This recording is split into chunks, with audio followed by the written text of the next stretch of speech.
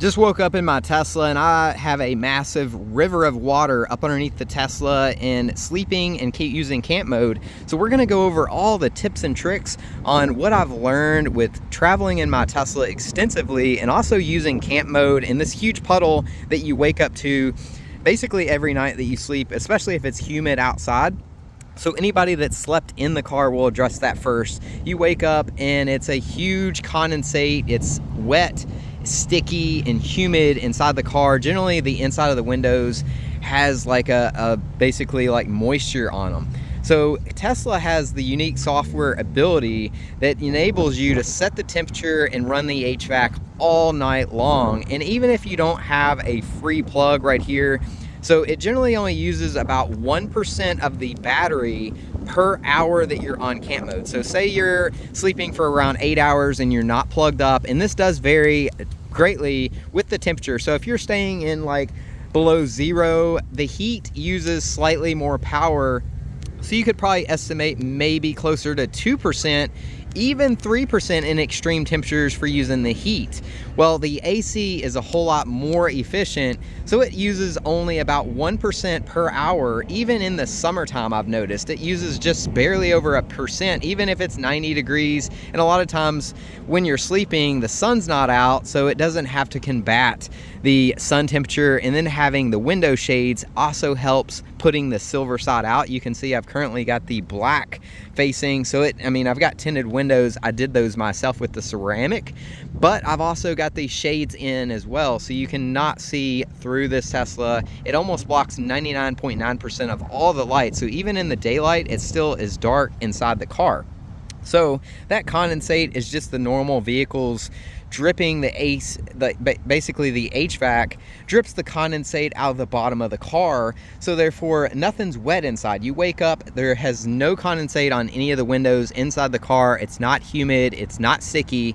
And then also the best tip that I could offer, and a lot of people make this mistake, so this is a 30 amp charger, which is not as hot as some of the chargers like you can pull into a Tesla wall connector that is a full 48 amps. So you're going to get around 45 miles an hour if the voltage is hot enough, which I've noticed a lot of times if you pull in even to like a Tesla service center and they have the demo chargers, you can back up and the voltage is still lower because they have like 5 chargers right there.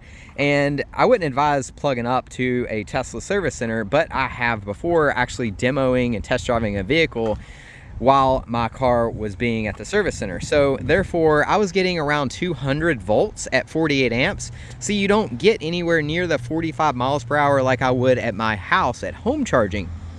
So what's going on with the volts and the amps? Well, the volts is basically in tune. You times the volts times the amps, and that is the total wattage. So if I lost you with the math, it's pretty simple to just do that in your calculator. And that's the total watts. So about 250 watts is a good rule of thumb, and 250 watts is about 1 mile in this Tesla Model 3. So 1 kilowatt hour is about 4 miles of range added.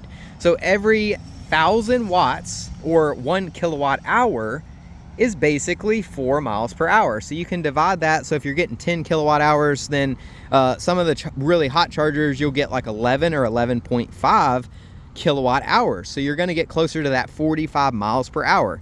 Well, what does that mean, and why would I have to adjust my amps if I'm stealth camping in my Tesla? So if you pull up like me, and I was already at 80% last night, and I'm going to stay here for 8 hours, I do not want my Tesla to reach 100%. A lot of people don't charge their Teslas to 100%. I usually don't either ever, but while I'm traveling and I do get free charging, I generally charge to 100% like I just did today, because I'm going to be traveling a little bit more today to get to my next stop, and I'm going to be driving immediately as soon as it reaches 100, which is why I'm filming this video. I just needed a couple more minutes to charge up to 100. So therefore I edit basically in the car, and you can do this on the app as well, everybody knows that whenever you plug up, it'll tell you the length of time that it will be fully charged to the designated percent that you set it to. Generally mine's always on 80, but I backed it up to 100, and it told me it was going to be fully charged in about 3 hours at this location. So I didn't want it to be full at 2 or 3 a.m. So I just backed that up, do a little bit of math right there. It's pretty easy, and I generally need about 8 hours of sleep, sometimes less, around 7. And sometimes I get up right whenever the sun pops up to watch the sunrise, especially when I'm right here at the beach. It's a little bit overcast today, so I stayed here a little bit longer, and I'm currently cooking rice as well and making hot coffee. So I just backed that down, and tonight I slept with it on 8 amps of charge. So that was actually perfect because that offered 8 hours of charge to be at 100%. And I'm right here, and it's pretty accurate because the camp mode uses a little bit of that power. It varies a little bit depending on the temperature, like I said earlier in the video, but also it's pretty cool because you don't set the car on 100 before you're ready to drive. If that makes sense to you guys, let me know in the comments below. So how I can easily explain this is back it down, and your amps will vary on the voltage, like I said earlier, and also the amps of the charger, because some of these are 30 amps, some's 32, some's 40, some's 48. So, and it also depends too if it's a shared charger. Like some of the charge points, they'll say 6.2 or kilowatt hours shared. So if somebody else pulls up beside you charging, you're getting the full 6.2 kilowatt hours. Soon as they pull up beside you and then it shares it, you're getting 3,000 watts or kilowatts, 3.1 kilowatt hours. So that would basically take you down to around less than 12 miles per hour. It'd probably be closer to 10 miles per hour charging at one of those shared chargers like this. So this one, I'm getting the full, it's basically almost 7,000 watts, and it's displayed on the screen and also in the charging on the app on the Tesla screen. So that is the best tips that I could give you guys for camp mode, stealth camping. A lot of times if you're charging at a business, you want to leave before they open. So if they don't have a gate, there's no signs that say no overnight parking, then you can use that facility. You can use that charge point. It's like a gas pump. I've had a whole lot of comments below saying, well, you're not allowed to be at that charger because such and such reason. Well, yes, you are. It's like a gas pump that if they turn it off at night and you can't physically swipe your credit card, then no, you can't use that station. But these are charge point locations that I'm registered to use. A lot of people don't fully understand whenever I have a credit card on file on the ChargePoint app, it doesn't bill me because certain ChargePoint locations are 100% free. So I put out over 100 videos this past month alone on this topic, and I've showed the screen, I've showed being overnight for 7 hours. A lot of people in the comments also say, well, you was there charging for 7 hours. Basically my car was there sleeping, and the owner, which is me, was sleeping as well. So you can also, a lot of these chargers, they're right beside gyms. You can go work out for a couple hours. Who would be mad at getting a free couple of gallons of gas? Like if you're getting 30 miles per hour and your car only gets 20 miles per gallon, say you're in a gasoline car like this one right beside me, it gets about 20 miles per gallon. That's like a free almost 3 gallons of gas just while I'm working out and improving my body while I'm at the gym. So it's, to me, it's a no-brainer that enables me to be able to travel pretty much for free.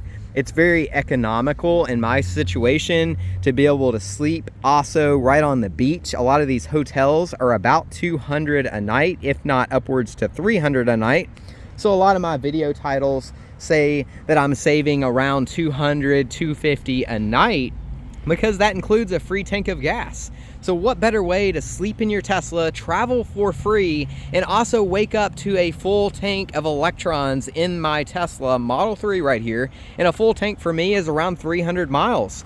So that's pretty comparable. That's a little bit less than most gasoline cars on the road today. But where else can you go get a free tank of gas while you're traveling and also sleep in your car, not have to run the engine all night long, and then also you don't have any maintenance on a Tesla. I've not had to do any maintenance. This car's got over 82,000 miles. The brake pads, you can watch my other videos, they still look brand new because I use the regen feature. I've got it turned on the standard mode.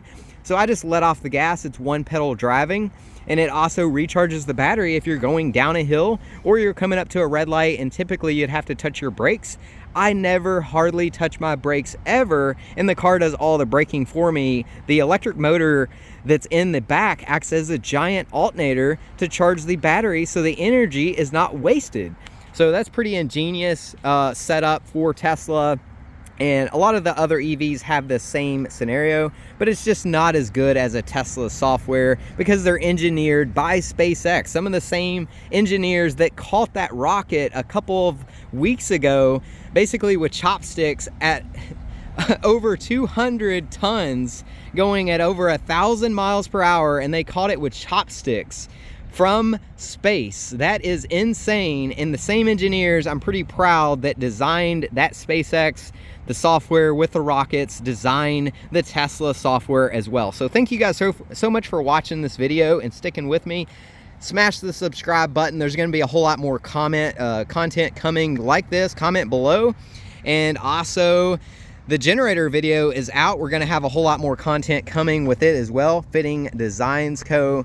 made that, and that is called the Squatch Mount. And generally, a Tesla does not need a generator. It's not intended to charge the car. I've never had to charge the car, but it is nice to have back there because running a YouTube channel, cooking rice in my Tesla, traveling, running a refrigerator 24/7 requires a whole lot of power, which that generator meets all of my needs. So thank you guys so much for watching.